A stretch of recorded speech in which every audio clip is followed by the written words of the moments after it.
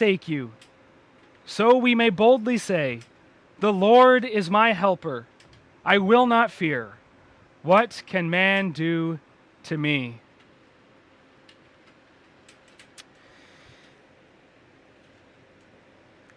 In 1971, that's 50 years ago, President Nixon, he declared war on cancer.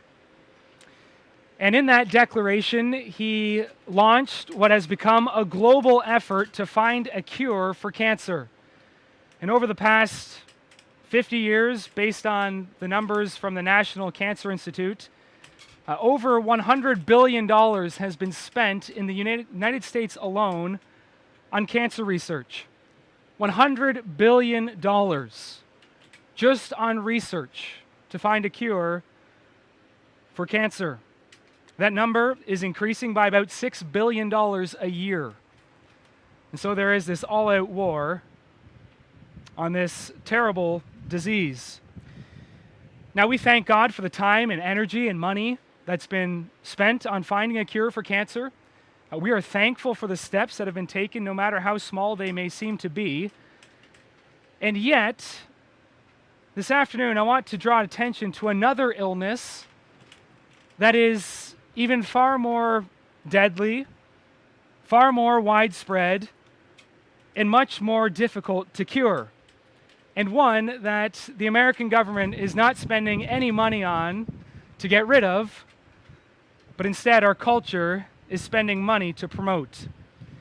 And that is the disease of covetousness. The disease of covetousness.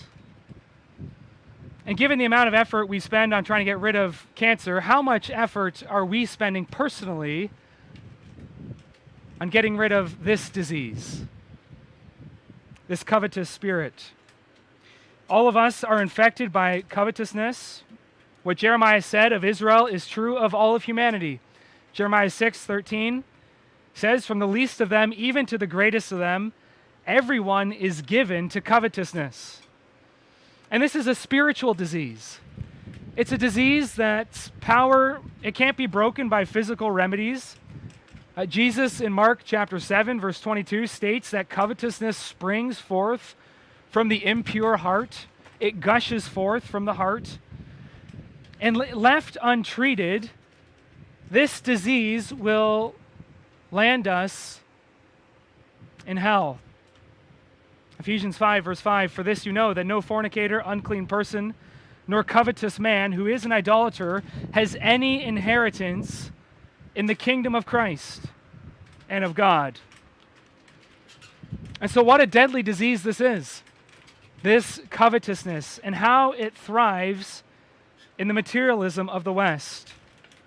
And so then how necessary it is for us to deal decisively with this disease in our own lives, and that can only be done by the Spirit's power. And so may that be the outcome of our message this afternoon. Our title is The Cure for Covetousness. The Cure for Covetousness. First, covetous. Second, content. And third, confident. And here we want to diagnose this sin and understand its source in the first point before moving to the cure in the second 2 points. And so the cure for covetousness, and first of all, covetous. Look again with me, if you have a Bible in front of you, at verse 5. There we read, let your conduct be without covetousness. This is the standard that we are called to live by. Our lives, that's another word for conduct, are to be free from coveting. Let your lives, let your conduct be without covetousness. And so this is a command for us. Yes, it's a command in the Old Testament. God's law says you shall not covet. But the New Testament equally affirms that as a good and right command, as part of the law of God. It's still our standard today. And so this means that at every point of our life, God's law, this standard is addressing us. It's coming to us. You shall not covet. When we wake up in the morning and we're tempted to lay in bed and to desire someone else's life, God says, you shall not covet. When we go to the table in the morning and we grumble to our parents that there's nothing good to eat, God says, do not covet. When we scroll through social media desiring what others have, God says, you shall not covet. When we're with friends who seem to be more gifted, more attractive, or maybe have more things, God says, do not covet.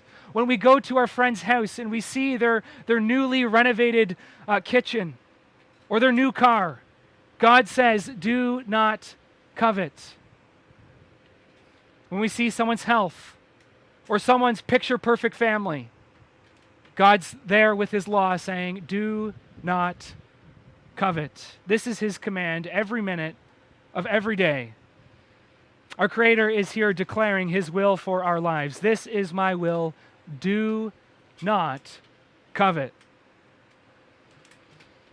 And I wonder then, does anyone listening still think they are without sin?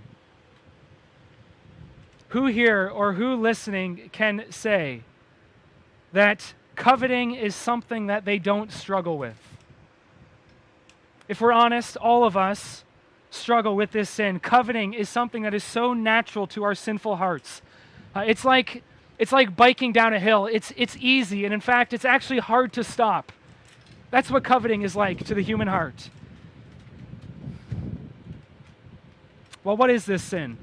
What is the sin of covetousness? That's what we're looking at in the first place. Under the first point, we want to see the sin. What is coveting? Well, simply put, it's desiring something that you don't have to the point that you're not satisfied until you get it. Desiring something that you don't have and to the point that you're not satisfied, you can't rest until you get it. It's a craven desire to fill a void. It's a thirst for something, an unquenchable thirst for something, a thirst that can't be satisfied. It's a lusting after something. It's that addiction feeling. I need this. I won't be happy until I have this. That's what coveting is. And so notice, it's really all about desires. Our catechism brings this out because the Bible brings this out. Deuteronomy 5, the other place where the law is recorded in the Old Testament, Deuteronomy 5, verse 21, emphasizes this. There we read, you shall not covet your neighbor's wife, and you shall not desire your neighbor's house. And so notice how covet and desire are parallel to one another. This coveting, it's about our inner desires, our inner appetites.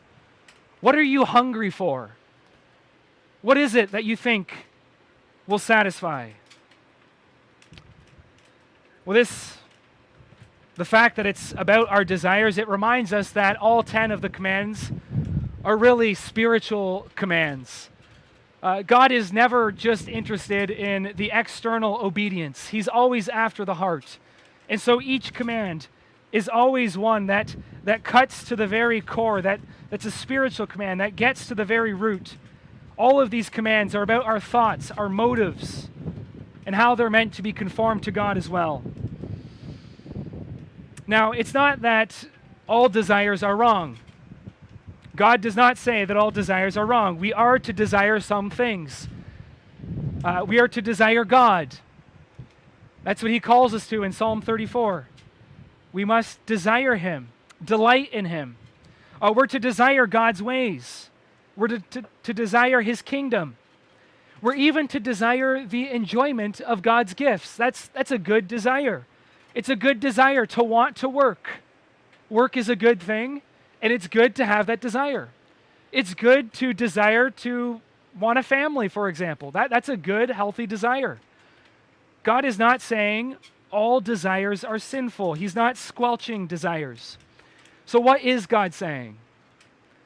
Well, here God is forbidding us from desiring anything beside himself that we think will give us ultimate meaning, ultimate joy, or ultimate satisfaction.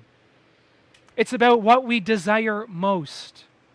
That's what God is getting at. When we covet, we are saying, I need something besides God to give me joy. I see my neighbor has something, I need that to make me satisfied. And it's different for everyone. We all have something that we covet, or many things that we covet, but it's different for each of us. What is it for you? Just think about your life. Think about this week. What was it for you this week that was declaring and whispering to your heart, you need this in order to live well? You must have this in your life. You can't live without it. Life is meaningless without this thing, without this person, without this recognition. What is it? Well, whatever it is, that is the thing that we are coveting. So that's the sin of covetousness, and that takes us to the second thing we want to see about covetousness under the first point, and that is the source of this sin. If we're going to uproot this sin, rather than just pull at the top of the weeds, of the top of the weed and pull off the leaves, we need to understand its source. We need to dig deeper to its very root. And the Bible shows us that there are actually two sins that live beneath the sin of coveting. Two sins that breed coveting and the covetous spirit. And if these two sins don't get dealt with, then we are wasting our time as we pull at this weed. And so what is the source of coveting? Well, as I said, when we covet, we are saying, I need something besides God in order to give me satisfaction or joy, and that is idolatry. And so one of the sources of coveting is idolatry. Listen to what Paul says in Ephesians 5. I already read this. Ephesians 5, verse 5, the covetous man is an idolater. That's what Paul says. The covetous man is an idolater. Every time we covet, we are saying, God is not enough. I need something else. I need another God. I need something besides God. And so idolatry is investing into something, some created thing, maybe even a good thing, only that which God can give. It's overinflating the creature. It's making a God out of something that God has created. And how our hearts love to do this. We let our idols repeatedly overpromise and underdeliver to us. Repeatedly. Our idols, let's say money, for example, promises us happiness. That's the promise that money gives. We go and we get the money and we feel the tinge of delight, but there's no real lasting satisfaction or happiness there. And yet we believe the lie again the next day. And we get a little more money maybe, and we get a little more of a tinge of excitement. And so this goes on, yet we're never satisfied. And so idolatry, it's a source of coveting. But the other is unbelief. That's the other source, unbelief. And notice how these two sins are so connected. If idolatry is lifting up a creature into God's spot, then unbelief is taking God, it's lowering God from his throne. And when these two go together, the exchange is complete. Then we have exchanged the truth of God for a lie and worshiped and served the creature rather than the Creator who's blessed forevermore, as Paul says in Romans 1. And so here is how unbelief is involved. God has declared to us that he is our provider. He has said he will take care of our needs. But when we covet, we are saying that God is not doing a good job. He is not providing. Lord, you said you would provide, and you aren't providing enough. That's what unbelief says. And so we need more. We want more. And that then is the sin of coveting. Unbelief gives birth to this covetous spirit. And this coveting then is driven by our doubts about God. And underlying all of this, stoking the fire of our doubts, are our own fears. Will God provide? Will he actually take care of me? Will he actually be faithful to provide everything that I need? And as the fears grow, so do our doubts in God, and we convince ourselves that, yes, we actually do need to take care of ourselves. God won't do it for us, and so we have to take this into our own hands, and we start to covet. Maybe we start hating our neighbor in the process. I want what they have, and I don't care if they have it. I need it. We look with envy. And so we're seeing then that covetousness, it really is, it also gives root to many other transgressions of God's law. If I desire something badly enough, then I will do whatever it takes to get it. And so that leads to other sin. You see this repeatedly in Scripture. Gehazi, he desired Naaman's gifts, and so he lied to get them. His desire led to lying. David, he desired Bathsheba, and so he committed adultery. He took this other man's wife, and then he murdered to cover it up. Judas, he desired money. He was a thief. He desired the money. He committed the act of theft, but then he also went and betrayed Christ himself. So do you see how serious this sin is? This is why God says, let your conduct be without covetousness. Live completely free of it. It's to have no room in your life. It is destructive. It's dishonoring to me, and it's destructive to your neighbor and to yourself. You shall not covet. Maybe if you're thinking, if I just knew your situation or your needs, then I would understand a little more why we ought to be able to look with desire at things that we don't have.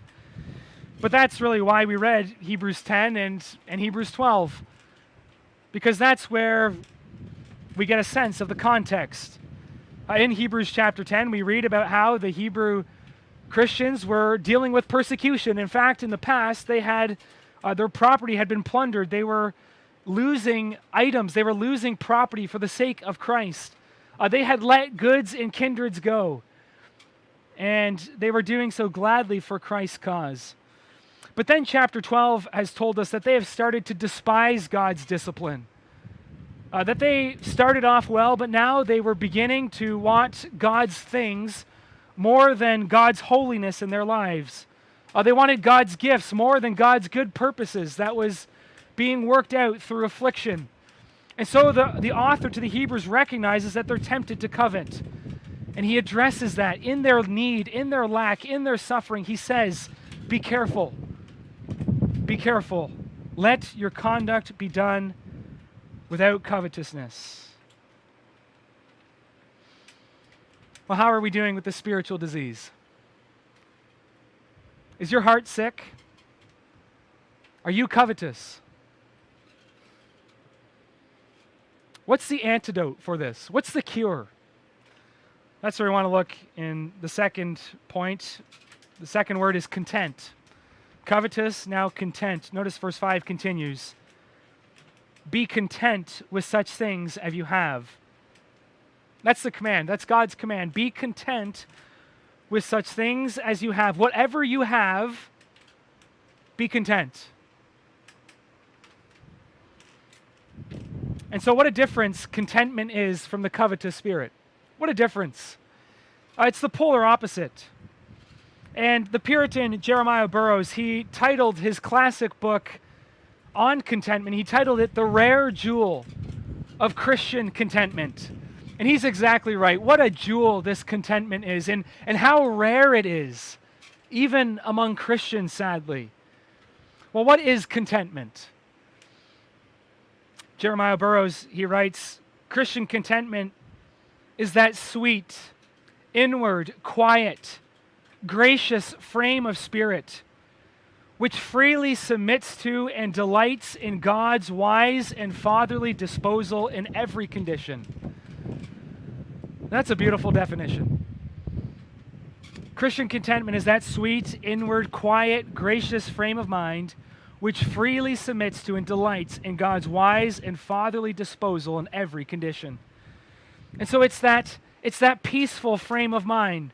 It's that heart that's at rest in a life that's filled with many needs and many turmoils and many troubles, there in the midst of that is the heart at rest. Now we might think that this rest is something that's passive. We just let ourselves rest. It just kind of happens to us. But that's not the case at all with contentment. No, this is an active resting. In fact, this word, it carries the idea of strength. It takes strength to have this contentment. It means the ability, the power, the capacity to face the many, many real cares of life with peace. And so God is saying this is what's needed. We need to move from the covetous mind frame to the content one. Well, how can we do that? How can we do that? I hope you're asking that question. This seems so impossible. What's the cure for this? How can we cure the covetousness of our heart? How can we move from the love for money, the endless craving after more things, the unquenchable desire to have what we don't have? How can we move from that to a rest and a peace? Well, the answer is to know and to love God. That's the answer. That's how it's done. We need to know and to love God. It's impossible to find contentment apart from God. The triune God, He is the only source of true peace and the only source of true rest. This is what Augustine stated. He said that we all have this God-sized hole in our hearts and that we are restless until we find our rest in Him. And that is exactly the teaching of our text. Notice what our text says. We find this, what seems to be this impossible command, be content with such things as you have, and you ask, how can I? And then the author goes on and he says, for He Himself has said, I will never leave you nor forsake you. And so the author is saying, here's the answer. Here's the cure to covetousness. Here's the answer to contentment. God has promised, I will never leave you. And so here's the point that we're making. This contentment is elusive. It forever escapes us until we rest in the triune God. If we are seeking to be content or happy or satisfied or at peace or at rest somewhere other than the triune God, then we are enslaving ourselves to a life of covetousness, to a life of discontentment, to a bitter cycle of constant envy. The only way to be content is to have God. And so we need to look at this promise here a little more closely. He Himself has said, I will never leave you nor forsake you. Now, this sentence is emphatic in the Greek, and the first way we see the emphasis of the sentence is, notice the emphasis on God. The author doesn't just say, He has said, but he says, He Himself has said. He's heaping up the pronouns. He Himself. The author wants us to think about who is speaking. Who is the He? Who is the one who is making this promise? That makes all the difference. Well, it's God. It's the triune God. It's the God who satisfies. That's what makes the difference when we come to the promise. And what a precious promise this is. Notice what God says. For He Himself has said, I will never leave you nor forsake you. Now this is the promise that God gave to Joshua in Deuteronomy 31 and again in Joshua chapter 1 as he was on the border of Canaan. There was Joshua. He was about to undergo what would seem like an impossible mission. He was going against all odds. He had everything against him, but the one thing that made his mission possible, the one thing that was to give him peace and rest so that he could go forward in faithfulness was this promise. God said to him, I will never leave you nor forsake you. Now, in the English, there are two negatives. You hear that. I will never leave you nor forsake you. So two negative statements. But in the Greek, there are actually 5 negatives.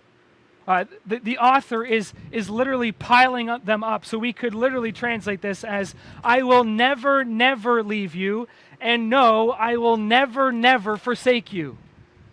That's what God said to Joshua. And that's what God is saying to all of his people today. And so the idea is that God, he hates the thought. He hates it when his people think that he has abandoned them. God hates that because that is a lie from Satan. That thought, that when God's people think, God has abandoned me, God will not provide for me, so I must covet, I must take care of myself. God hates it when we think that, because he is our jealous husband who has said, I will never leave you. I will never forsake you. And so here in our promise, it's as if God is sitting down his bride. He's sitting down his people on next to him. And he's looking his bride in the eye and he's saying, I will absolutely never forsake you. This is my promise in the Old Testament. This is my promise in the New Testament. And so trust me. My dear wife, how can you think such thoughts? It goes against everything I've ever said to you, everything I've ever done. It goes against every aspect of my character. That's what God is saying to his people in this promise. I will never, never leave you.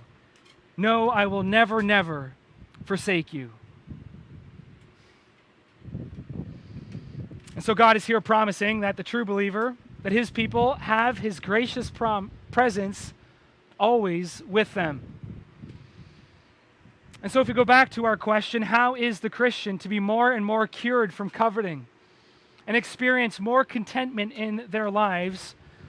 Well, we know that this is the Spirit's work. The Spirit must give and he must increase this contentment. But the Spirit uses means, and the one means that the Spirit uses are his promises.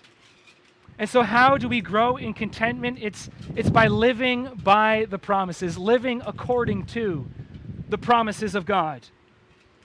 Just listen to John Calvin, the spiritual doctor, as he prescribes the treatment to us. He writes, when the apostle is seeking to cure us of the disease of covetousness, he wisely calls our attention to God's promises, in which God testifies that he will ever be present with us. And so Calvin goes on and says that faith alone, Spirit-worked faith alone, is that which can quiet our minds. It's faith alone that enables us to say with the psalmist in Psalm 23, the Lord is my shepherd. I shall not want. I have no lack. I need nothing. I am at rest in his care. And so this is the secret to contentment. It's about living by the promises, but it's also about prizing. It's about valuing things appropriately. Isn't this true that so often we go wrong because we evaluate things wrongly? We place a certain value upon some of the things in our life, whether it's comfort or whether it's our reputation or whether it's whatever it is that you're tempted to value above all else. We value those things so highly, and yet we don't value God or his presence nearly highly enough. But contentment is about correcting that. It's about re-evaluating things by the Spirit's help. It's about prizing God first. It's about thinking of him as the one who alone can satisfy.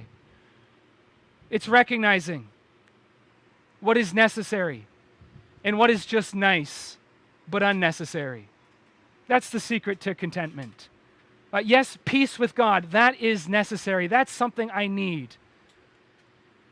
But a perfect family, that would be nice, but it's not necessary. I can be content in God without a perfect family. The new birth, that is necessary. To have the Spirit, his work in my life, that is necessary.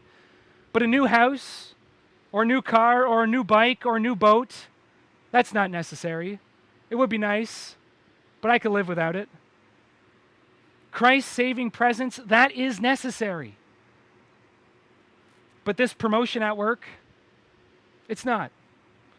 This is the secret to contentment, when the Spirit helps us to evaluate things rightly, to see that God, He is necessary and that His work is our true need. It's when we get this disordered that we fall into the sin of coveting. And so what are our needs? Well, Paul writes in 1 Timothy 6, verse 6, "Godliness with contentment is great gain, for we brought nothing into this world, and it is certain that we carry nothing out. And having food and clothing, with these things we shall be content." Do you hear that? Those are our true needs. We can be so disillusioned in the West. This is true of all of us. We can think certain things are needs when they are just really desires. Do we have food in our fridge? Do we have clothing in our closet? Then God is saying we should be content. But Pastor, what about our dreams? What about our hopes? What about our future? What about this? I know. My sinful heart says the same thing. But God says, be content with what you have. Be content in me, and I will provide. The only thing necessary in our life is to have Him, to have God with us, and to have God for us.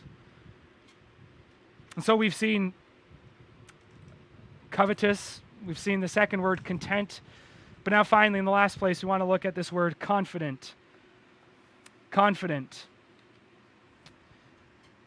Now maybe you wonder, how does this word fit in? I understand how being content is the opposite of covetous, but confident, where does that come from? Well, it fits in beautifully, and you see it in our text. It comes from verse 6. Notice verse 6 says, there's a connection to what came before. So we may boldly say, we may confidently say, the Lord is my helper. I will not fear. What can man do to me? This is the response of faith. The promise has come to the child of God, I will never leave you, I will never forsake you. And here now is the response. This is the response God is looking for. If our covetousness is to be cured, and if we are to live content, then we must get to this third point as well. We must confidently say, the Lord is my helper. I will not fear. What can man do to me? And so more and more, by the Spirit's help, God's children learn to respond to that promise of God's presence in faith and by claiming that faith. And so the author to the Hebrews, he's showing us how God's child is to claim that contentment and to lean into it and to remain in that contented frame of mind. How do we carry on with this contented mind? How do we stay away from coveting? Well, here's the answer. It's to confidently embrace the promise of God. It's to give your amen to God's promise, to His gracious word, to say, yes, Lord, you are right. You are my helper. And so what shall I fear? Now, for the child of God, some days there is a real feeling of the Lord's presence. And these words are an easy expression of our heart. The Lord is my helper. That just comes bubbling out on some days. Some days we're able to reflect upon the Lord's goodness and joy. He will never leave me. He will never forsake me. We seem to have that confidence. We feel carried along by the promises. It's like we're sailing along on a bright sunny day. The wind is in our sails, and so we say, the Lord is my helper. Those are some days in the Christian's life. But not every day looks like that. It's not always like that for God's people. In fact, other days, there is this fight of faith, a struggle. Yes, we must claim the promise. Some days we're rejoicing in them. But on the days when there's a struggle, when there's no feeling of the Lord's nearness, of the Lord's presence, then we still need to confidently claim this promise just as much. But we do so to a different end. On those days, we are wrestling with the evil thoughts that the Lord has abandoned me. We are wrestling with our covetous mind. It's on those days that this promise then becomes our fighting words. The Lord is my helper. We don't feel it, but we're fighting tooth and nail to believe it. We're declaring it to ourselves. We boldly say, the Lord is my helper. We're preaching it to ourselves. We're trying to get our soul to embrace this truth. The storm, it's swirling all around us, but the Spirit, He presents this promise to us. And so we're casting our anchor upon it. The Lord is my helper. That's how we get through those dark days and back into the frame of mind of peace. Again, go back to Psalm 23. Yes, there are days when it seems the shepherd leads us to places of rest, but then there are the dark valleys. And the only thing that keeps us in the dark valley is that He is with me. He will never leave me. He will never forsake me. And so how we need this Spirit-worked confidence of faith. Sadly, the Christian often lives far beneath this. Sadly, the Christian is often not content. The Christian, the one who has God as their God, is often not satisfied with God. Isn't that horrible, child of God? Doesn't that make you grieve as you think about your own discontentment in the Lord? Well, our catechism speaks to this. It says, even the holiest of men make but small beginnings in the walk of holiness, and yet we are resolved not only to keep some, but all of the commandments of God. And so our small beginnings aren't excuses to sit back and let sin reign in us. Absolutely not. It's in those days that we learn to fight again with these promises. We learn to be confident in the Lord. He is my helper. Well, I wonder, do you have warrant to say that? Can you say that? He is my helper. The Lord is on my side. God, with His almighty power and strength, He is for me. Can you say that? That makes all the difference. All the difference in the world. Naturally, we can't say that, but if we've experienced His grace, then we must say that. Maybe you say, well, how can I know? How do I know if I've experienced this grace in my life? Again, our catechism, it helps us. And there's really three things, three questions I have for you, and they all focus on relationship. What's your relationship to sin? Is there a hatred for sin? Do you see your sin, and does that cause you to cry out to God for mercy? Do you see not only your evil thoughts and words and deeds, but do you see your indwelling sin that lives so deep inside? Do you hate it and confess it and seek to turn from it? Do you have this new relationship with sin? That's a mark of the Spirit's work. What's your relationship to Christ? Is there love for Christ? The question isn't, are you satisfied with your levels of love for Christ, but is there love for Christ at all? Are you drawn to Him? Do you want Him in your life? Yes, you want His forgiveness, but do you also want His presence? Do you want His fellowship? Do you want His friendship? Do you want His lordship? That's a sign of the Spirit's work. This new relationship to Christ, but also this new relationship to Christ's law. Is there a sincere resolution, a sincere desire to begin to live not only according to some, but to all of His commands? Not that you accomplish this, not that you do this, but is there a striving after this? A striving after holiness, without which we cannot see God? Is there some killing of covetousness in our lives, and some putting on of contentment? My friend, if there are these three things, if you have these new relationships, that's only because the Spirit has worked. In ourselves, we wouldn't have these things, not even a little bit. And so if you see it there, it's because of the Spirit. And so this promise is for you. You can confidently say, the Lord is my helper. And this afternoon, God is calling you to embrace that. He's calling you to claim that. If you haven't claimed that before, maybe you've lacked assurance before. I can't go there. That sounds presumptuous. It's not presumptuous if God is giving you every right to claim this promise. No, that is faith. That is trust. In fact, it's unbelief not to. It's disobedience not to. And so just like Joshua, we need to claim these promises. We need to step forward in confidence because we're on a journey to the promised land. Notice verse 14. We have no continuing city, but we seek the one to come.